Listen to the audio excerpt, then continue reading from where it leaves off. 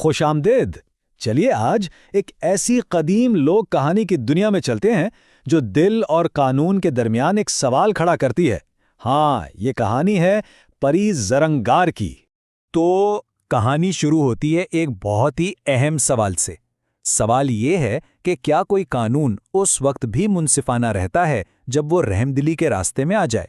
यही वो सवाल है जिसके गिर्द ये पूरी दास्तान घूमती है, और इसी सवाल ने ज़रंगार को एक ऐसे मोड़ पर ला खड़ा किया जहां से सब कुछ बदल। अच्छा, इस सवाल की गहराई तक पहुंचने के लिए ना पहले इस कहानी की दुनिया को समझना जरूरी है। ये कोई आम दुनिया नहीं, ये एक जादुई दुनिया है जो हमारी दुनिया से बिल्कुल अलग है और हाँ, सख्त कवानीन में जकड़ी हुई है। तो यहाँ ना दो बिल्कुल मुख्तलिफ जहान आमने सामने हैं। एक तरफ है शीशों की वादी जहाँ हर चीज़ परफेक्ट है, एकदम आईने की तरह साफ और मुनज़्ज़म। और फिर दूसरी तरफ है कोहे नफ्स जहाँ बेबस इंसान रहते हैं, कहत, भूख और मायूसी से लड़ रहे हैं। ये सिर्फ पहाड़ों का फासला नहीं है, ये तो वजूद का फ़र्क है। और इसी परफेक्ट शीशों की दुनिया में रहती थी हमारी कहानी का मरकजी किरदार परी ज़रंगार। लेकिन वो दूसरी परियों जैसी बिल्कुल नहीं थी। उसकी असल खासियत, उसकी ताकत, उसका दिल था। एक ऐसा दिल जो इंसानों के दुख को सिर्फ समझता नहीं था बल्कि महसूस करता था, और बस यही चीज उसे सबसे जुदा करती थी। ज़रंगार का यही नर्म दिल उसे अपनी दुनिया के सबसे बड़े, सबसे सख्त कानून के सामने लाने वाला था। एक ऐसा कानून जो पत्थर की तरह अटल था, जिसे तोड़ा नहीं जा सकता था। और वो कानून क्या था? कोई परी इंसान के मुकद्दर में सीधी मुदाखलत नहीं करेगी। ये परियों की दुनिया का बुनियादी उसूल था, सबसे अहम, सबसे सख्त। इसमें कोई गुंजाइश नहीं थी, कोई अगर मगर नहीं। समझ लें कि ये एक पत्थर पे लकीर थी। इंसानों की किस्मत उनकी अपनी, और परियों का काम बस दूर से देखना। तो एक तरफ था ये पत्थर जैसा सख्त कानून और दूसरी तरफ ज़रंगार का मोम जैसा नरम दिल। कहानी की जो असल कश्मकश है ना, वो यहीं से शुरू होती है। एक ऐसी कश्मकश जो सिर्फ उसकी नहीं बल्कि पूरी दुनिया की तकदीर बदलने वाली थी। और ज़रंगार, वो हर रात बादलों के पीछे से ये सब देखा करती थी। वो सिर्फ सूखी जमीन नहीं देख रही थी, वो इंसानों की टूटती हुई उम्मीदें देख रही थी। माँओं की दुआएं जो बेअसर जा रही थी, बुजुर्गों की बेबसी से निकलती आहें, बच्चों के खाली हाथ।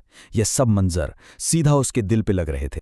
इंसानों का ये दुख, ये बेबसी आहिस्ता आहिस्ता ज़रंगार को एक ऐसे मुकाम पर ले आई जहां उसे एक फैसला करना ही था। वो अब और चुपचाप तमाशाई बनकर नहीं रह सकती थी, बिल्कुल नहीं। और फिर उसने हिम्मत करके वो कह दिया जो कोई सोच भी नहीं सकता था। उसने सीधा अपनी मलका से पूछा, मलका, अगर हम सिर्फ देखते रहे और मदद ना की तो हम परियां किस काम की? ये सिर्फ एक सवाल नहीं था, ये उसके निज़ाम से बगावत का ऐलान था। एक बहुत ही सादा लेकिन गहरा सवाल। अगर ताकत हो और फिर भी मदद ना की जाए तो ऐसी ताकत का फायदा ही क्या? मलका के पास कोई जवाब नहीं था। इसकी खामोशी ही ज़रंगार के लिए जवाब थी। और बस उसी एक लम्हे में ज़रंगार ने फैसला कर लिया। उसने कानून के ऊपर अपने दिल को चुना। ये वो फैसला था जिसके बाद पीछे मुड़ने का कोई रास्ता बाकी नहीं था।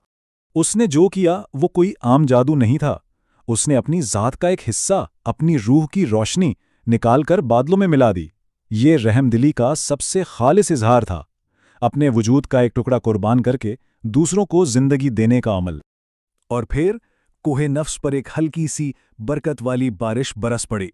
ज़रंगार के इस गैर कानूनी कदम का नतीजा फौरी और बहुत खूबसूरत था। जमीन तर हो गई, लोग खुश हो गए, उम्मीदें फिर से जाग उठीं। लेकिन परियों की दुनिया में इस बारिश ने एक तूफान खड़ा कर दिया था। एक तरफ तो जश्न का समा था, लेकिन दूसरी तरफ हिसाब का वक्त आ चुका था। हर टूटे हुए कानून की कोई ना कोई कीमत तो होती है, और अब ज़रंगार को अपने इस अमल की कीमत चुकानी थी। और मलिका का फैसला बिल्कुल साफ और सख्त था। तुम्हें इंसानी दुनिया में भेजा जाता है, बिना परों के, बना किसी ताकत के। ये सिर्फ जिलावतनी नहीं थी, ये ज़रंग से उसकी पहचान छीनने जैसा था। उसके पर, उसकी ताकत, उसका परी होना, सब कुछ उससे ले लिया गया। बस फिर रोशनी का एक तेज झमाका हुआ और एक ही पल में सब कुछ बदल गया। शीशों की वादी की वो चमक, वो जादू हमेशा के लिए उसकी आंखों से ओझल हो गया। और जब वो रोशनी खत्म हुई तो ज़रंगार वहां नहीं थी। उसकी जगह एक आम सी इंसानी लड़की थी जिसका नाम था ज़ारा। उसका परी वाला माजी, अब सिर्फ एक धुंधली सी याद बनकर रह गया था। तो सवाल ये उठता है कि क्या इस सजा ने ज़रंगार की असल रूह को, उसकी अच्छाई को खत्म कर दिया था?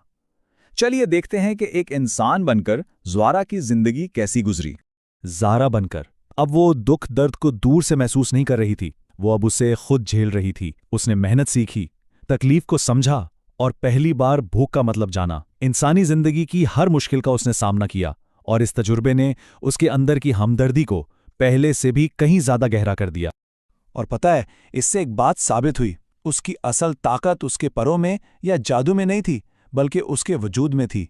बिना किसी जादुई ताकत के भी उसकी मौजूदगी में एक अजीब सा सुकून था। जहां वो होती, झगड़े थम जाते, इसकी एक मुस्कुराहट से उदासी हल्की हो जाती। उसकी परी वाली रूह अब भी जिंदा थी और उसकी नेकी वो उसकी जात का हिस्सा थी, जिसे कोई सजा, कोई कानून नहीं छीन सकता था। अब ये कहानी अपने अंजाम की तरफ बढ़ रही है, इस अंजाम की तरफ जहां ज़रनुगार या अब ज़ारा को अपनी जिंदगी के सबसे बड़े और आखिरी इम्तिहान का सामना करना था। कई साल गुजर गए और फिर वैसा ही शदीद कहत वापस लौट आया। इस बार ज़ारा ने अपनी आखिरी और सबसे बड़ी कुर्बानी दी। उसने लोगों को बचाने के लिए अपनी जान पेश कर दी। उसका इंसानी जिस्म खत्म होकर खालिस रोशनी में बदल गया और वो रोशनी पूरी वादी में फैल गई। वादी तो एक बार फिर हरी भरी हो गई, लेकिन ज़ारा जा चुकी थी। वो एक इंसान से हमेशा के लिए एक दास्तान बन गई। और इस तरह उसकी कुर्बानी एक ऐसी याद बन गई जो कभी नहीं मिट सकती। कहते हैं, आज भी जब इस इलाके में हल्की रोशनी के साथ बारिश होती है ना, तो वहाँ के बुजुर्ग कहते हैं ज़रंगार गुजर गई। मतलब जिस्मानी तौर पर वो चली गई, लेकिन उसकी नेकी, उसकी रहमदिली आज भी बारिश की बूंदों में जिंदा है। तो ज़रंगार की ये कहानी हमें वहीं लाकर खड़ा करती है जहाँ से हमने शुरू किया था। जब कानून और रहमदिली आमने सामने हो,